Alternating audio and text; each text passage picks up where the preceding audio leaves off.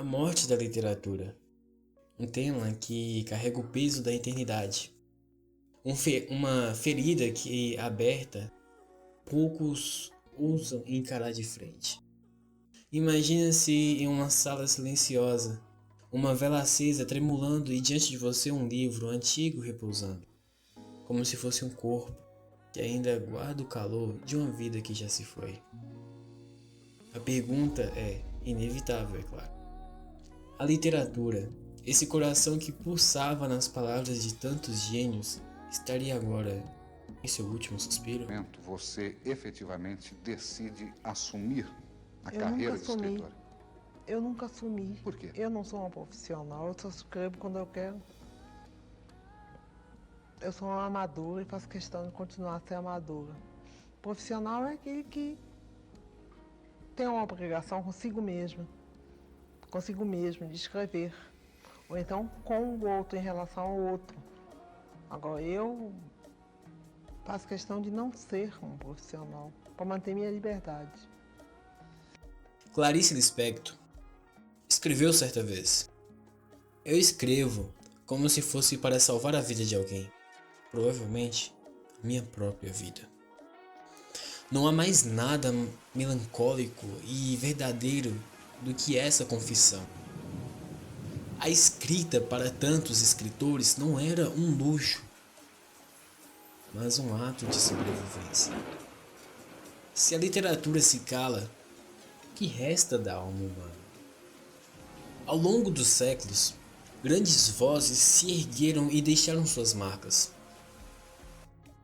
Dostoiévski nos mostrou os abismos da alma. Machado de Assis revelou ironicamente as fraquezas humanas.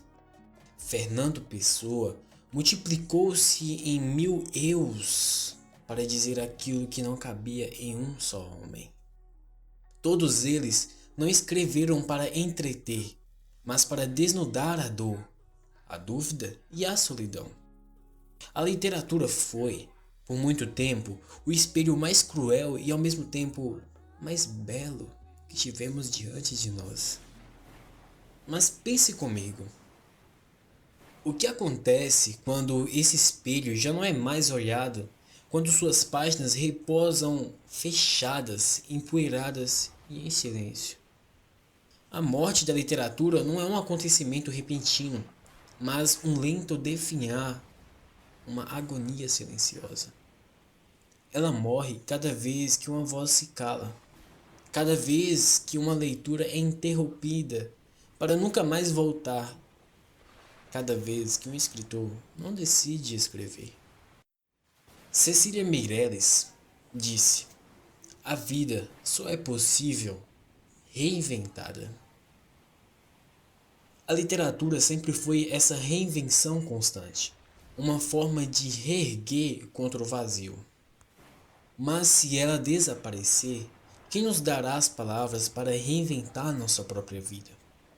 Quem vai traduzir as dores que não sabemos nomear, os vazios que não sabemos explicar? É nesse ponto que a melancolia se torna inevitável, porque falar da morte da literatura é falar também da morte da memória, da imaginação, daquilo que nos fez humanos.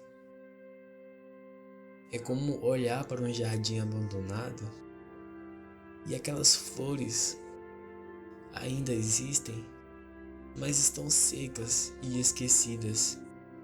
E a beleza que um dia esteve ali não grita mais, apenas sussurra. Borges disse que sempre imaginou o paraíso como uma biblioteca. Se a leitura morre, o que será do paraíso? Talvez reste apenas um labirinto vazio, corredores silenciosos, estantes despidas de sentido. E nós, vagando por esse espaço, seríamos como fantasmas que perderam a voz porque já não sabem de onde vieram. Olha, a literatura não precisa de multidões para sobreviver. ela sempre foi íntima, sabe? Sempre viveu no silêncio entre o leitor e uma página. Mas precisa de fé. Precisa de mãos que ainda busquem, olhos que ainda desejam, corações que ainda se emocionam com as palavras. A morte da literatura acontece quando não acreditamos mais no poder transformador de uma frase, de um verso, de uma história. E eu aqui me pergunto, e pergunto a você também: seremos testemunhas da morte da literatura ou seremos aqueles que, mesmo solitários, ainda carregam sua chama acesa? Porque a literatura não morre na ausência de público. Ela morre quando o último escritor desiste de escrever.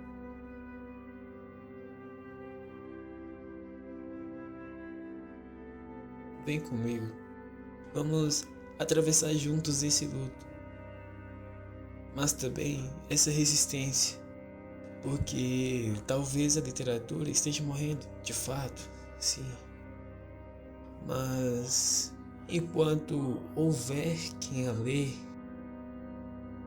enquanto houver quem aguarde, quem a sinta, ela ainda respira.